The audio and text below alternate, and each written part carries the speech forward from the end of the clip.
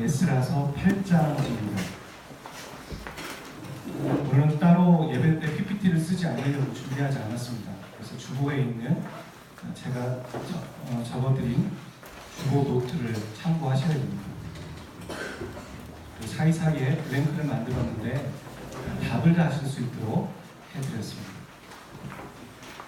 에스라서 8장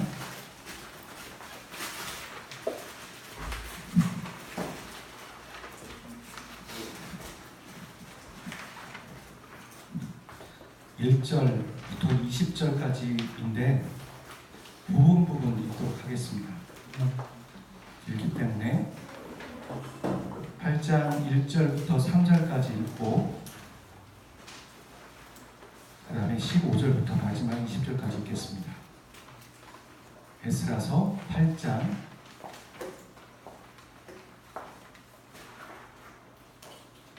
1절부터 3절입니다. 습자로 시작합니다. 습.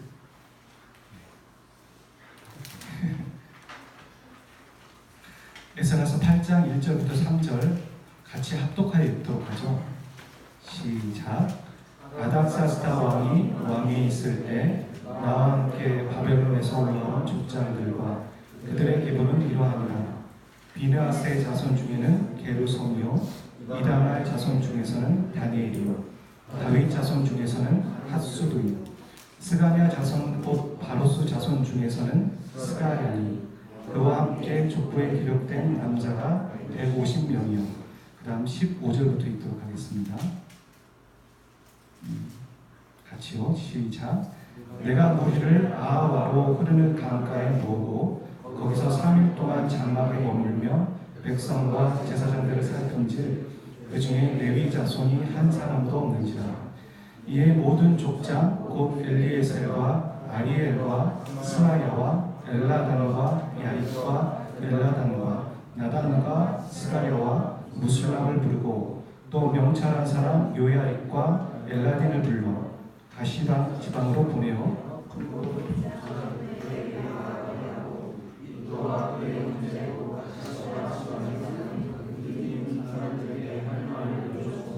우리 하나님의 성전을 위하여 성들자를 데리고 오라 하였더니 우리 하나님의 선한 손에 도우심을 입고 우리 이스라엘 손자 레위 아들 마리의 자손 중에서 한 명찰한 사람을 데리고 또 세레바와 그의 아들들과 형제 18명과 하샤바와 무라리 자손 중 여사야와 그의 형제와 그의 아들들 20명을 데려오고 다윗 방백들이 레위 사람들을 섬기라고 준 느디님 사람 중 설교인은 220명이었는데 그들은 모두 지명받은 이들이었더라.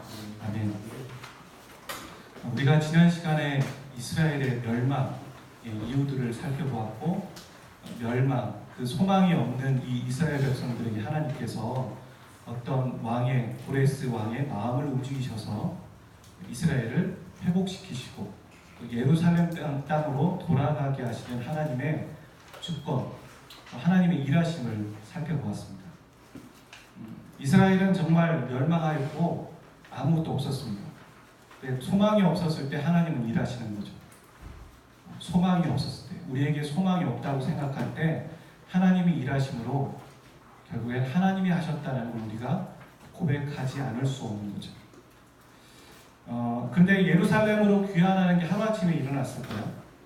적어도 50년을 그 땅에 머물러 있었기 때문에 예루살렘으로 귀환하는 건 하루아침에 이루어지지 않았습니다. 여러분, 그 예루살렘의 귀환은 총 3차례에 의해서 귀환이 되었어요.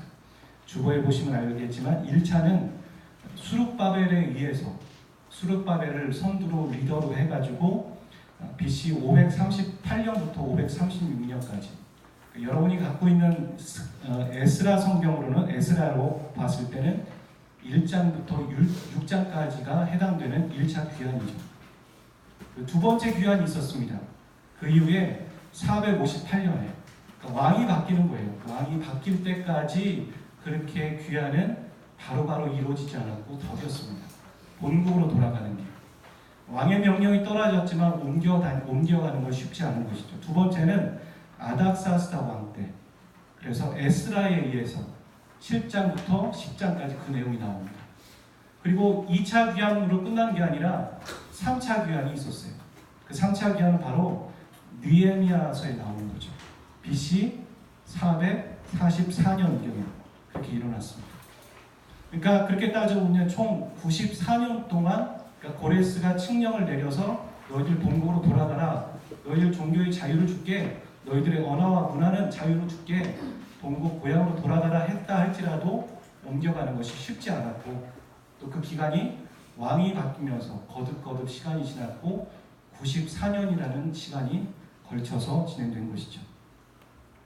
근데 말이에요. 에스라부터 느헤미야까지 그러니까 에스라가 하는 일이 좀 달랐고 느헤미야가 하는 일이 달랐지만 이스라엘이 완전히 돌아갈 때까지 하나님은 에스라도 사용하시고 느헤미야도 사용하셨죠. 에스라가 했던 사역은 무엇인가? 하나님의 에스라에게 사명을 주셨던 건 무엇인가 봤을 때는요 좀 틀렸어요. 에스라에게는 무엇을 주냐면 성전을 건축하는 것을 사명으로 주셨죠. 성전을 건축하는 것. 느헤미야에게 초점이 맞춰져 있는 사역이 무엇이었을까? 느헤미야는 성벽을 건축하는 거였어요. 여러분 성전과 성벽은 다르잖아요. 그렇죠? 우리가 수원성이다. 그럼 수원성벽을 만드는 거고 수원성 안에 예배의 처소를 만든다. 그러면 성전이 되는 거죠. 이런 것처럼 느헤미야는 외형적인 걸 가꾸고 또 에스라는 또 그 안에 내부에 있는 성전을 만드는 그런 일들을 했죠. 그리고 느헤미야는 하나를 더 했습니다. 율법을 선포하고 그 선포한 율법을 해석하는 일, 그걸 집중했어요. 그러니까 오늘날로 좀 쉽게 얘기하면 이런 거예요. 에스라는 예배를 회복하는 일을 했어요. 그리고 느헤미야는 무슨 일을 했을까요? 말씀 중심의 공동체를 만드는 일을 한 거죠. 근데 이게 여러분 우리 인생에서 떨어지는 일일까요? 예배 잘 듣는 사람은 말씀을 멀리하고 말씀을 잘 아는 사람은 예배를 멀리하나요? 그렇지 않죠. 두 개가 연결되어 있는 것처럼 하나님은 에스라와 느헤미야를 거쳐서 계속해서 하나님의 공동체를 만들기 원하셨죠. 하나님의 공동체는 어떤 공동체냐? 예배 공동체, 또 하나는 말씀 공동체인 거죠. 그러니까 그거를 우리로 따지면 이런 거예요. 하나님께서 교회를 세우실 때 그 교회 안에 말씀에 예배를 드리는 사람, 그리고 말씀이 회복된 공동체, 그렇게 되는 것이죠. 근데 오늘 우리가 읽었던 에스라 8장은 아까 제가 본 것처럼 에스라 예루살렘의 귀환, 그러니까 이스라엘 백성들의 귀환에 몇 차 시기에 해당되는 것 같으십니까? 몇 차죠? 네, 2차가 되는 거죠. 지금 우리가 읽었던 8장 1절에 보면 아닥사스다 왕이 왕위에 있을 때라고 봤을 때부터 벌써 알 수 있는 것처럼 2차 시기죠. 그러니까 BC 458년을 얘기하는 겁니다. 지금 이스라엘 백성들이 고레스의 칙령이 떨어진 이후 한참 지나서 2차 귀환을 에스라가 리더가 돼서 에스라 중심으로 이제 예루살렘으로 떠나려고 하는 그런 상황인 거죠. 예루살렘으로 떠나는데 하루아침에 일어나는 게 아니에요. 왜냐하면 지금 있는 곳에서 이스라엘까지의 거리가 적어도 1400km예요. 1400km의 거리를 KTX를 타는 것도 아니고 비행기를 타는 것도 아니고 오로지 도보로 혹은 마차로 여러 가지가 있겠지만 천천히 1400km를 가야 돼요. 그리고 그곳에 정착을 해야 되는 것이죠. 그러니까 아주 긴 장정이죠. 그렇기 때문에 에스라는 리더가 되어서 지금 그 모든 진군할, 그러니까 여행을 떠날 때 만반의 준비가 되어 있는지 점검하는 겁니다. 사열하는 거죠, 사열. 어디에서 지금 사열하고 있습니까? 15절에 나오죠. 아하와로 흐르는 강. 이 아하와에 있다는 게 아니라 아하와로에 있는 강으로 흐르는 어느 곳에 지금 머물러 있는 것이죠. 그러니까 그거는 이제 지금 이 본국이 아닌 지금 포로로 잡혀 있는 그 나라 근처가 되는 거죠. 거기서 이제 출발하기 전에 다들 모여봐라, 다들 모여보라.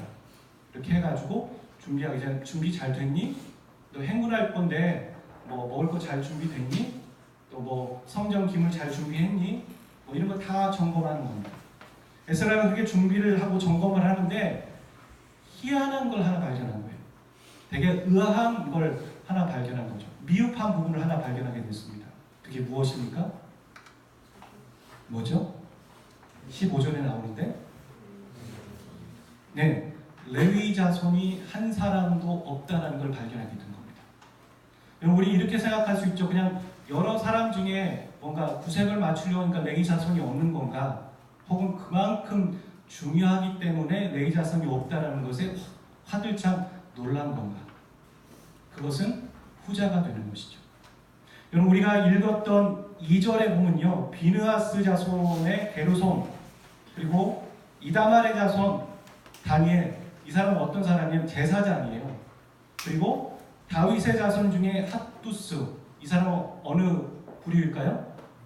왕족이죠. 다윗이 왕이었으니까. 그러니까 제사장, 왕족, 그 다음에 3절부터는 일반 평민이에요. 일반 평민이 쭉 나오다가 보니까 점검하다 보니까 레위 자손이 없네? 놀라고 어떻게 한 겁니까? 모든 족장을 불렀습니다. 각 지파의 족장들을 불러서 이게 지금 무슨 일이냐? 우리가 가서 어디에 가서 이뚜라는 족장에 가서 레위 자손을 모집해와라, 그렇게 얘기하는 거죠. 근데 그 모집하는데 기간이 얼마 정도 걸렸던 겁니까? 3일이 채 걸리지 않은 거예요. 여러분, 이 아하와로 강에 3일을 머물러 있었는데 사열을 하면서 이미 하루 반 정도가 됐을 거 아니에요. 반나절이라도. 그래서 모집 이렇게 했는데 3일이 채 걸리지 않게 220명이 넘는 사람들이 모이게 된 거죠. 성경은 뭐라고 얘기합니까? 18절에 우리 하나님의 선한 손의 도우심을 입고, 하나님이 도우셨다는 거죠. 그러니까 에스라가 봤을 때 레위 자손이 없는 걸 보고 놀랐는데 하나님은 그것이 맞다라고 얘기하고 에스라의 안목이 맞다고 생각하고 하나님이 도우셔서 짧은 시간 내에 220명이 넘는 레위 자손이 모여서 그 행군에, 그 여행에 포함됐다 얘기하는 것이죠. 여러분, 왜 레위 자손이 그렇게 필요했을까요? 이 여행을 떠나기 전에 점검했는데 사람들이 없다라는 걸 알고 찾아가서 발굴하는 게 쉬웠을까요? 모집하는 게 쉽지 않았을 거예요. 오늘날처럼 전화를 할 수 있는 것도 아니고 인터넷으로 올릴 수 있는 것도 아니고 뭔가 다 찾아서 또 생각해보세요. 제가 지난 시간에 말씀드렸지만 이들은 그냥 여행 가는 거 아니에요. 동네 마실 가는 거 아니에요. 본인들이 있었던 50년 동안 있었던 곳에서 떠나야 돼요. 돌아오지 않는 거예요. 쉬운 결정이 아니라고요. 그런데 하나님이 도우셨다고요. 그 많은 사람이 삽시간에 모일 수 있도록. 그렇다면 왜 에스라는 이 레위 사람이 없다라는 것을 의아스럽게 했으며 또 하나님은 왜 에스라의 안목과 결정을 아시고 도우셨을까? 그러니까 왜 레위 자손이 필요했을까? 생각해보는 게 오늘의 초점입니다. 왜 레위 자손이 필요했을까요? 왜 레위 자손은 어떤 사람이었을까요? 그럼 오늘 우리가 제공해드린 말씀에 보면 민수기 4번인데요. 18장과 신명기 33장 10절에 보면 레위 자손의 역할이 나옵니다. 여러분 아는 것처럼 이스라엘에게는 12지파가 있어요. 이 12지파 중에 한 지파는 따로 구분해서 하나님을 예배하고 이스라엘 백성들이 하나님을 떠나지 않도록 하는 그런 역할을 하는 지파죠. 그 지파가 어떤 지파입니까? 레위 지파이죠. 그러니까 레위 지파에 있는 후손들, 레위 자손을 말하는 거죠. 그러니까 레위 자손의 역할은 무엇이냐면 여기 나와 있는 것처럼 예배 안에 있는 모든 것들을 그들이 하는 거예요. 성막 안에 있는 기물도 운반하고 또 성막도 지키고 또 제사장을 도와서 예배를 집례하고 또 하나는 율법을 가르치는 일을 한 것이죠. 여러분 왜 에스라가 레위 사람이 필요하다고 생각했을까요? 여러분이 한번 말씀해 보시겠습니까? 에스라가 해야 되는 사역은 뭐예요? 하나님이 에스라에게 주신 사역. 그는 예배 공동체를 만드는 거예요. 예배 공동체를 만드는 일 가운데 레위 사람은 반드시 필요하죠. 하나 더 나아가서 여러분 그 고향 땅에 돌아갔을 때 그 안에 있는 유대인들 그리고 그 안에 폐허가 되어 있는 그 민족들 안에 예배 드리는 게 무엇인지 알고 있었을까요? 예배가 무엇인지 알고 있었을까요? 50년이 지났어요. 50년이 넘게 지났어요. 하나님이 누군지 알고 있었을까요? 그들은 가보니까 에스라 9장에 보니까 이방 민족과 결혼했고 혼합 종교가 있었으며 하나님이 누군지 몰랐다라는 거예요. 한마디로. 돌아가봤지만 형편없는 거죠. 하나님을 아는 사람들이 없어요. 그곳에서 자 예배드립시다 이게 가능했을까요? 레위자손이 갔다고 해도? 레위자손의 역할은 예배를 드리고 예배를 어떻게 드리는지 그것만 하는 게 아니라 바로 그 부분에 아까 4번의 뒷부분에 나오죠? 레위인의 역할, 율법을 가르치는 일을 하는 거예요. 그게 뭘까요? 사람을 가르치고 사람을 세우는 일을 하는 거죠. 그러니까 아무도 없어요. 하나님을 아는 사람도 없고 하나님에 대한 신앙도 없는 사람들, 완전 초신자, 불신자들만 있는 유대 땅일지 모르겠어요. 처음부터 다시 시작해야 돼요. 그들에게 신앙을 전수하고 하나님의 말씀을 가르치고 하나님을 전하는 역할, 그게 바로 레위인이 했던 역할이었고, 그래서 그 사람들이 없는 걸 보고 너무 놀란 거죠. 그게 바로 에스라가 레위 사람을 불렀던 이유입니다. 그것은 오늘날로 따지면 뭘까요? 여러분, 신앙 공동체를, 이 예루살렘의 신앙 공동체를 오늘날로 따지면 교회라고 말하면 돼요. 그렇죠? 교회 안에는 예배 공동체가 되어야 되고 말씀 공동체가 되어야 되는 것이죠. 근데 교회는 어떤 사람이 있어야 되는 겁니까? 하나님의 말씀을 가르치고 또 양육하고 세우는 성경교사 같은 사람이 있어야 돼요. 더 나아가서 뭡니까? 말씀을 가르치는 게 아니에요. 말씀을 가르친다고 사람들이 바뀝니까? 아니에요. 아비의 마음으로, 어미의 마음으로 함께 해야 돼요. 그들에게 찾아가야 되고, 어떤 때는 격려가 필요하고, 말씀만 가르치는 걸로 해결되지 않아요. 어떤 때 힘들 때는 같이 도와줘야 되고, 같이 밥을 먹어야 되고, 그렇죠? 그런 사람이 필요한 거예요. 그러니까 여기 있는 레위 자손, 오늘날로 따지면 영적인 리더와 같은 사람이에요. 오늘날로 따지면, 우리로 따지면 목자 같은 사람이에요. 그런 사람이 아무도 없는 걸 봤어요. 신앙을 전수해 줄 사람, 하나님을 전할 사람이 아무도 없는 거예요. 그래서 당장 사람들을 모은 거고, 또 하나님은 그것에 일하신 거죠. 여러분, 우리는 왜 사람들을 세워야 된다는 얘기를 할까요? 왜냐하면 사람을 세우지 않으면 거기서 끝이거든요. 여러분, 유럽 교회가 처음부터 이런 상황이 아니었습니다. 지금 가면 어때요? 지금 가면 할머니, 할아버지들만 예배 드리는 모습들을 본다고 하죠. 그리고 교회가 이슬람 성전이 되어버리는 거예요. 사람들이 하도 안 모이니까 건물을 바꾸는 거죠. 또 옛날에 그런 뉴스가 있었어요. 뭐라고 했냐면 텔레비전에 광고가 나갑니다. 뭐라고 하냐면 우리 교회 오세요. 우리 교회 오시면 택시비 드릴게요. 돌아갈 때 갈 때. 사람들이 안 모이니까. 교회 안에 가보면 어떻습니까? 큰 성전 안에 할머니들, 할아버지들만 예배드리는 그런 모습을 보게 됩니다.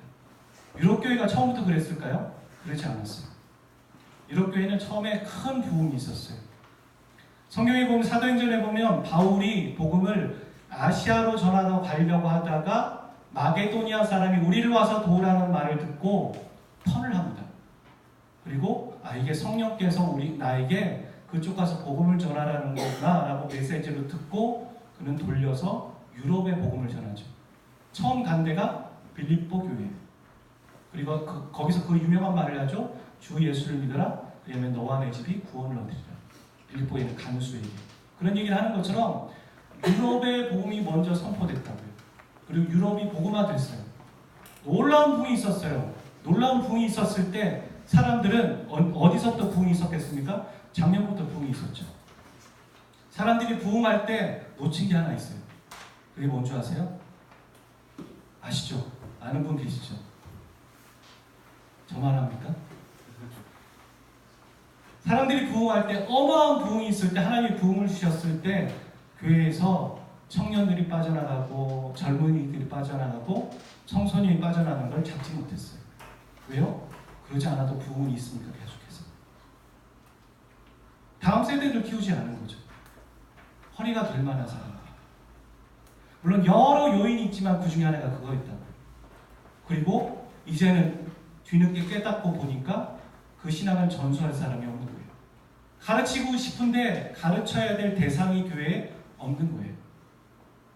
많은 사람들이 그걸 보고 유럽 교회가 그랬다는 걸 보고 한국 교회는 그러지 않아야 된다고 오래전부터 얘기했지만 많은 학자들이 이 시대를 보는 많은 사람들이 동의하는 건 뭐냐면 한국 교회도 유럽 교회를 따라가고 있다는 거예요. 지금 이미. 그리고 그 한국 교회 안에 새누리 교회가 있고 그 한국 교회 안에 마하나임 청년부가 있는 거죠. 그 큰 흐름에 우리가 지금 역행하고 있는지 우리도 모르게 그걸 따라가고 있는지 생각해 봐야 되는 것이죠. 다음 세대를 세우지 못한다면 그 신앙은 거기서 끝나는 거죠. 더 이상의 하나님을 가르치는 사람이 없다면 그 민족은 이스라엘처럼 망할 수 있는 거죠. 알잖아요. 우리가 에덴 동산에 아담과 하와가 하나님을 떠났을 때 죽음이 왔어요. 이스라엘 백성들이 우상을 숭배하고 하나님을 떠났을 때 멸망이 온 거예요. 그들의 인생은 겉으로 보았을 때 잘 사는 것 같고 아무것도 아닌 것 같지만 영적으로는 죽음이라고요. 우리는 송충이는 솔잎을 먹고 사는 것처럼 영적인 사람은 하나님을 따라가면 안 된다는 걸 본능적으로 느끼죠. 그래서 시간이 지나서 돌이키는 그렇게 회귀 본능이 있는 거예요. 우리가 오늘의 삶을 매일매일 소비해 가는 것 같아요. 인간은 소비하죠. 자기의 시간을 소비하고 먹는 걸로 소비하고 또 자기가 산화되잖아요. 소비되는 삶을 살아요. 우리는 다. 그게 인간의 어찌 보면 본성이에요. 어찌 보면 교회 안에 있는 다 된 사람들을 우리는 소비하죠. 아, 너 이거 잘하니까 와서 이거 좀 도와줘. 나쁜 건 아니에요. 도와줘. 그래서 예수님을 전해주고 또 연합해서 우리가 안 믿는 사람을 돌이키게 하고 또 신앙을 성숙케 하는 일들 가운데 그들이 참여하는 거예요. 좋은 모습이에요. 하지만 그 사람이 거기에 없을 때 누가 그 다음을 이어갈 수 있을까요? 우리는 그렇게 소비한다고요. 당장에 잘하는 사람, 다 준비된 사람, 완성된 사람을 원하지만 그 완성된 사람이 하루아침에 하늘에 떨어질까요? 그러지 않아요. 누군가는 그 사람을 위해 기도했고 누군가는 그 사람을 위해 수고했고 애썼고 어마어마한 시간이 투자된다고요. 여러분 최근에 비행기가 F-15 전투기가 떨어졌어요. 여러분 뉴스 들은 적 있으십니까? 그렇죠? 보통 우리는 조종사들에게 훈련을 할 때 비행기가 고장이 나면 어떻게 하라고 가르치는 줄 아세요? 조종사들한테 탈출하라고 가르쳐요. 왜 공군들은 비행기가 떨어지면 탈출하라고 가르칠까요? 비행기 한 대에 수십억씩 해요. 그렇죠? F-22 전투기는 수백억씩 해요. 근데 그 조종사들에게 비행기가 고장나면 탈출하라고 해요. 어떻게 해서든지 착륙을 시켜라 그런 얘기는 안 하고 너 탈출해라. 그리고 공군 안에는 전쟁이 났을 때 그 조종사들만 따로 구하는 팀이 있어요. 목숨 걸고 구하는 팀이 있어요. 왜 공군은 군대에서는 조종사들 보고 탈출하라고 얘기하는 거예요. 그 비싼 전투기를 버리고. 왜냐하면 죄송합니다. 비행기는 만들면 돼요. 그렇죠? 하지만 사람은 키우는데 더 오랜 시간이 걸리고 더 많은 돈이 들어가거든요. 하루아침에 사람이 준비되는 게 아니거든요. 그래서 그걸 알아요. 그리고 한 조종사에게 투자되는 돈이 어마어마하다는 거죠. 그런 훌륭한 사람을 세우는 일이 하루아침에 이루어지는 게 아니기 때문에 비행기를 버려라 라고 가르쳐요. 물론 이번 F-15 전투기에서 그들이 버리지 못했던 건 아마 민가에 떨어지지 않기 위해서 또 다른 생명을 구하기 위해서 본인들이 희생했을 거예요. 대부분 조종사들이 그렇게 하죠. 우리도 그렇다는 겁니다. 우리가 지금 아까 얘기했죠. 유럽 교회가 따라가고 있는 그 모습, 했던 모습을 한국 교회도 따라가고 있는데 우리가 우리 안에서 이 마하나임 안에서도 그러고 있진 않은지, 우리가 모여서 연합하고 예배하고 교제하는 거 훌륭하고 좋습니다. 저는 새누리 마하나임 공동체가 공동체성을 더 갖고 또 더 나아지고 있는 모습에 너무 기쁘고 감사합니다. 하나님이 하신 일이에요. 하지만 거기까지가 아닙니다. 그 다음이 있는 거죠. 그건 바로 사람을 세우는 일을 하는 거죠. 그럼 오늘 설교 제목이 무엇인지 한번 같이 읽어주시겠습니까? 시작. 여러분, 에스라를 넘어서는 한 사람이라고 제가 제목을 달아봤어요. 에스라는 레위 자손이 없는 걸 보고 의아했고 아마 화들짝 놀랐으며 또 깜짝 놀라서 족장들을 긴급 소집한 거죠. 다 집합. 그리고 레위 사람 빨리 찾아. 여러분, 그럴 수 있는 그런 이 에스라와 같은 사람이 또 우리에게 필요한 것이죠. 저는 이 말씀을 준비하면서 에스라가 어떤 사람인지 좀 더 살펴봤어요. 근데 에스라는 참 대단한 사람이라는 걸 알게 돼요. 그래서 저와 여러분이 그 에스라를 좀 잠깐 소개했으면 좋겠어요. 여러분, 에스라는 첫 번째 어떤 사람이었을까? 에스라는 예루살렘에서 태어난 사람이 아니에요. 어디에서 태어났을까요? 포로였어요. 바벨론에서 태어났다. 자기 아버지든 어머니든 포로였고요. 바벨론, 그러니까 포로민의 신분으로 태어난 거예요. 엄밀히 따지면 지금 예루살렘에 들어가서 변화와 개혁을 준비하는 사람이지만 외부인이에요. 외부인. 그렇죠? 외부 사람이 들어가서 내부 사람을 변화시킨다는 게 쉽진 않겠죠. 에스라는 어떤 사람이냐면 제사장 가문의 출신이에요. 제사장이었다고요. 제사장 가문의 출신인데 뭘 할 수 없습니까? 제사를 드릴 기회가 없어요. 포로인데 자기가 제사를 마음껏 드릴 수 있는 그런 기회가 있을까요? 포로 신분이니까 그게 없어요. 유명무실하죠. 그러니까 어떻게 합니까? 제사를 드리지 못하고 또 제사장으로서 레위 사람으로서 그렇게 살면은 누군가는 자기를 후원해줘야 될 사람이 있는데 그런 것도 없으니까 자기가 일을 해야 되는 사람이에요. 생존 현장에 들어가서 엄밀히 따지면 세속적인 일을 하면서 사는 게 훨씬 편하고 또 왕 앞에 가서 얘기할 수 있을 정도의 성공을 거둔 사람이다. 하지만 에스라는 그와 정반대로 살았습니다. 지금 제사장의 일을 할 수 없었지만 그는 그날이 오면 내가 제사장으로서 하나님의 일을 할 때가 오면 내가 준비해야지 하고 매일매일을 준비한 사람이었어요. 말씀을 하나 읽어보도록 하겠습니다. 제가 주보에 적어드렸는데 에스라 7장 6절이에요. 그 말씀 같이 읽어보도록 하겠습니다. 시작.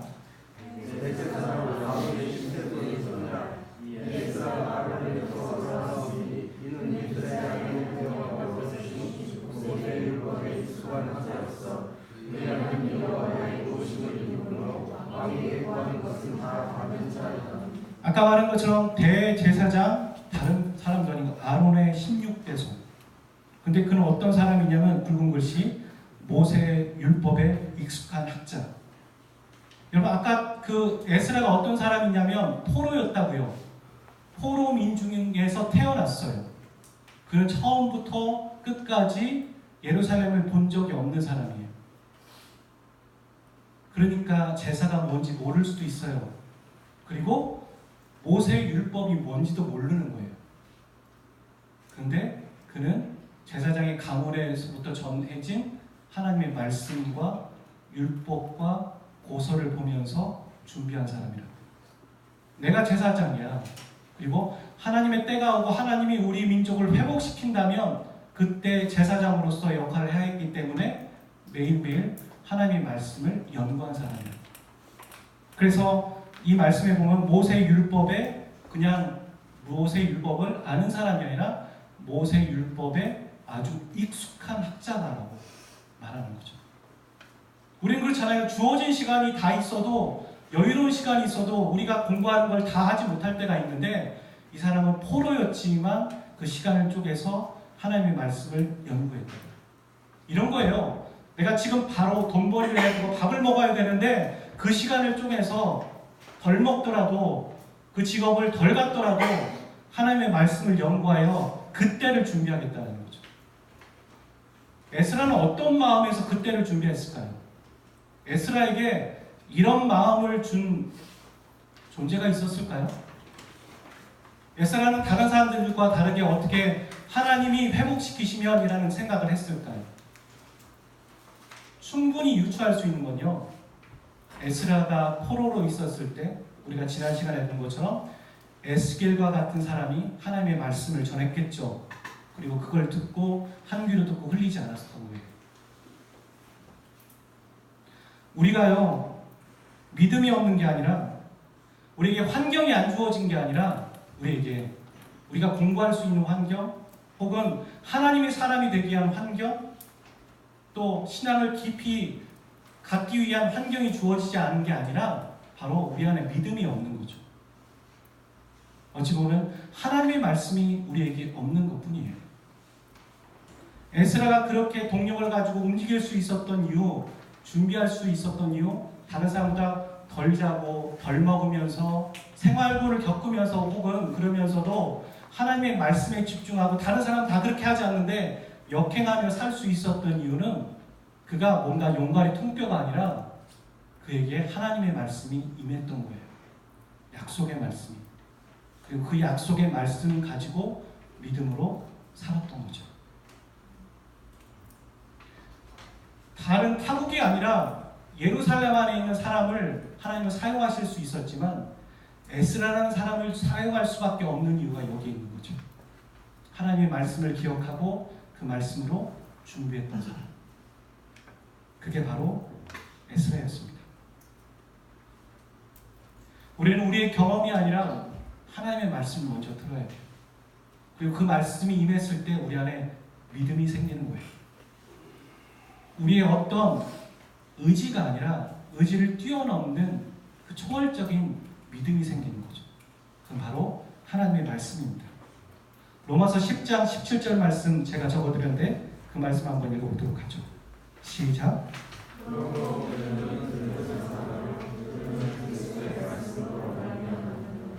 믿음은 하루아침에 뚝 떨어지는 게 아니에요. 우리가 하나님의 말씀을 들어야지만 우리 안에 믿음이 그때부터 생기는 거고 그래서 그때를 준비할 수 있는 거고 약속의 말씀 때문에 환경과 상관없이 흔들리지 않게 되는 거예요. 그래서 우리에게 먼저 시작돼야 될 건 하나님의 말씀을 듣는 겁니다. 그래서 에스라는 그 5번의 블랙의 말씀의 사람이었어요. 그리고 어떤 사람이었을까요? 에스라는 기도의 사람이었어요.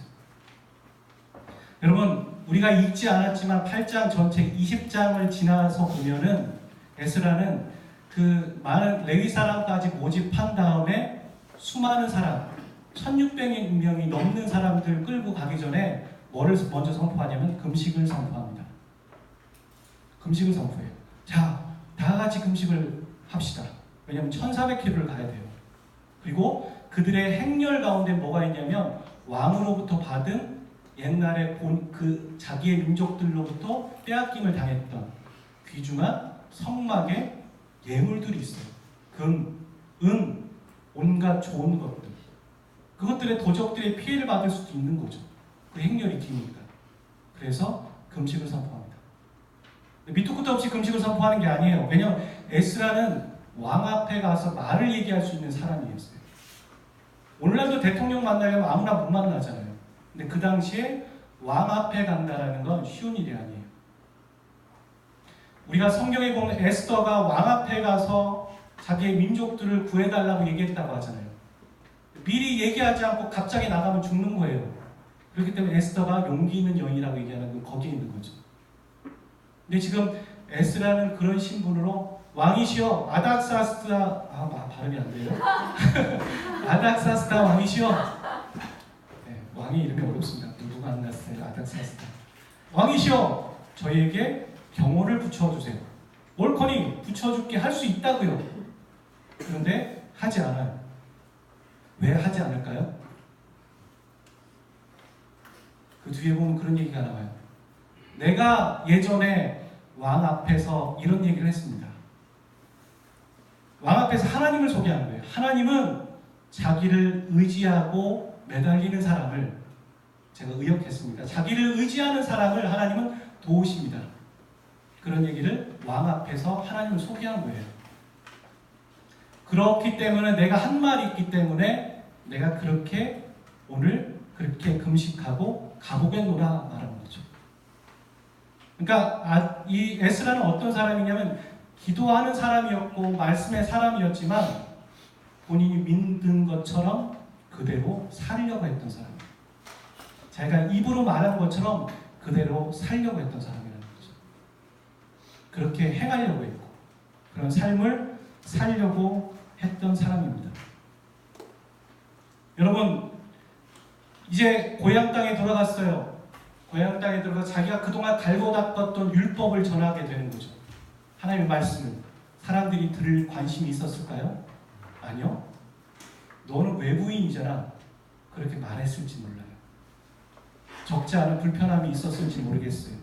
근데 유다 땅에 도착해 보니까 8절에 9장에 나오는데 유다 땅에 돌아가 보니까 이런 일이 있었던 거예요. 그리고 경악했죠. 9장, 여러분 성경을 한번 좀 살펴보시면 좋겠습니다.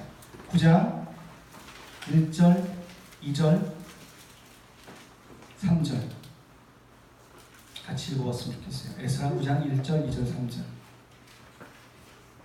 시작.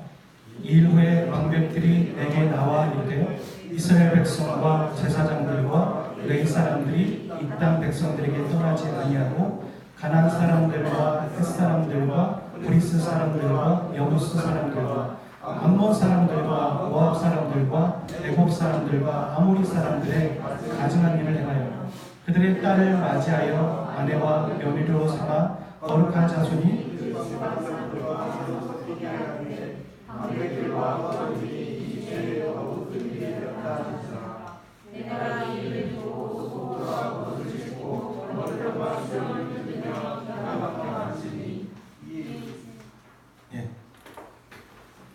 그 땅에 갔는데 이런 일이 있는 겁니다.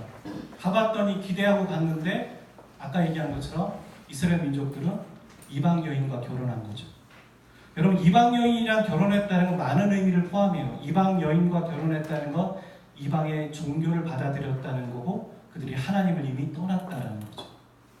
기대하고 갔는데 누가 먼저 그렇게 했냐면 9장 1절에 보니까 제사장 레위 사람. 그러니까 여기 있는 사람은 어떤 사람이면 이미 포로로 끌려간 사람이 아니라 폐허가 돼서 그 땅에 살고 있었던 레위 사람, 제사장. 혹은 지금 에스라는 2차 귀환을 한 거잖아요. 이미 1차 귀환 때 정착했던 레위 사람, 제사장일 수도 있어요. 가보니까 완전 난장판이에요. 하나님이 회복시켜서 하나님이 회복하라고 하는 믿음의 공동체가 되어 있을 줄 알았는데 어느 정도 오히려 전보다 더한 거죠. 멸망 전보다. 에스라는 어땠을까요? 여기 보니 3절에 그런 얘기를 하네요. 속옷과 겉옷을 찢고. 구약에서 속옷과 겉옷을 찢었다는 건 회개했다는 것이고 가슴이 매우 아팠다는 표현 중에 하나예요. 여러분 앞으로 구약처럼 그렇게 표현하지 마시기 바랍니다. 겉옷을 찢고. 죄송합니다. 머리털과 수염을 뜯으며 기가 막혀 앉으니. 기가 막힌 거예요. 그리고 그는 어떻게 했겠습니까? 그때부터 기도하기 시작합니다. 그리고 6절에 보니까 이런 얘기를 해요. 우리 죄악이 많아 정수리에 넘치고 우리 허물이 커서 하늘에 미침이니이다. 에스라는 잘못한 게 없어요. 그 땅에 있는 사람들이 잘못한 거예요. 그리고 회개를 할 수 있죠. 저들의 죄악이 저들의 잘못이. 그렇게 생각하지 않아요. 우리의 죄악이. 이미 에스라의 마음에는 너와 나가 구분되지 않았어요. 그들의 죄가 내 죄고 그들이 아파하는 게 내가 아픈 거라고 얘기하는 거예요. 그러면서 기도합니다. 에스라는 훌륭한 사람이에요. 율법으로 충분히 그들에게 정죄하고 그들에게 외치고 깨닫게 하고 돌이키고 엄포를 놓을 수 있는 사람이에요. 근데 에스라는 한마디도 하지 않아요.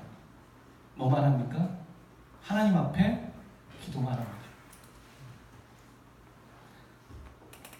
하나님 앞에 기도하니까 어떤 일이 일어나냐면 그 잘못된 것을 알고 잘못된 것에 빠져 있는 사람들이 한 사람 한 사람 돌아오기 시작합니다. 에스라요, 우리가 잘못한 것 같습니다. 우리가 잘못했네요. 그러면서 에스라가 기도하고 있는 자리에 한 사람씩 돌아오며 우리가 잘못했다고 회개하기 시작합니다. 그리고 이런 유명한 말을 하죠. 10장 2절에 엘람 자손 중 여기엘의 아들 스가냐가 에스라에게 이르되 우리가 우리 하나님께 범죄하여 이 땅 이방 여자를 맞이하여 아내로 삼았으나 이스라엘에게 아직도 소망이 있나이다. 여러분, 이스라엘에 아직도 소망이 있는 이유는 뭘까요? 돌아왔기 때문에? 아니요. 하나님의 말씀을 알고 그것을 깨닫고 돌이킬 수 있는 사람들이 있었더라는 거예요. 그냥 감정적인 것이 아니라. 그래서 이스라엘에 아직도 소망이 있다고 저는 봅니다. 라고 말하는 거죠. 여러분, 저는 말씀을 정리하려고 합니다. 그냥 에스라처럼 말씀의 사람, 기도의 사람 되세요. 이렇게 표현하고 싶지 않아요. 아마 여러분이 이것들을 흔히 들어봤을 거예요. 그리고 에스라와 같은 사람이 되세요. 에스라와 같은 한 사람이 되세요라고 저는 얘기하고 싶지 않아요. 왜인 줄 아세요? 에스라가 살던 시대에는 에스라와 같은 영성이 있는 사람이 필요했어요. 하지만 오늘날에는 에스라보다 그 에스라를 넘어서는 사람이 필요해요. 왜냐하면 그때보다 지금이 훨씬 더 어지럽고 세속적이고 타락된 것 같은 거죠. 엘리야와 엘리사를 아세요? 엘리야가 먼저 있었고 엘리사가 그 다음이죠. 엘리사가 엘리야에게 얘기합니다. 선생님이셔, 당신이 하늘로 올라가시기 전에 저를 축복해 주셔서 저에게 갑절의 영감을 주십시오. 당신보다 더블의 영성을 주세요, 이 얘기인 거죠. 왜 그랬을까요? 이유는 알 수 없지만 저는 알 것 같아요. 엘리야가 사역할 때보다 엘리사가 사역할 때가 훨씬 더 어렵거든요. 예전보다 지금이 훨씬 더 어렵거든요. 그래서 에스라 같은 사람이 아니라 에스라를 뛰어넘는 그 한 사람이 필요해요. 공동체의 문제를 보고서 같이 내 문제라고 아파할 수 있는 사람. 너 이렇게 저렇게 정죄하고 말하기보다, 사람을 의지하기보다 먼저 무릎 꿇으면서 저들의 죄가 내 죄라고, 저들의 문제가 내 문제라고 얘기할 수 있는 그 한 사람. 저는 그 한 사람이 오늘 이 예배 가운데 있었으면 좋겠는 거죠. 사람들이 사람을 소개할 때, 교회가 무엇인지 모를 때 한 사람을 세우는 것이, 사람을 살리고 사람을 세우는 것이 바로 다음을 이어가는 것이고, 그게 우리에게 필요하다라고 말할 수 있는 사람, 그리고 그걸 보고 준비하는 사람, 말씀에 반응할 수 있는 사람, 환경과 상관없이 그 말씀 때문에 그 말씀을 붙잡고 끝까지 갈 수 있는 사람, 그런 사람이 여기에 한 명은 나왔으면 좋겠습니다. 물론 이스라엘의 변화는 에스라와 같은 출중하는 한 사람으로 변화된 건 아니에요. 에스라와 함께 그렇게 헌신됐던 레위 사람 220명이 넘는 사람이 필요했고, 또 그 위에 하나님이 일하셨죠. 하지만 에스라와 같은 사람이 또 필요한 거예요. 저는 바라본데 우리 모두가 그렇게 에스라보다 뛰어넘는 그런 한 사람이 되었으면 좋겠습니다.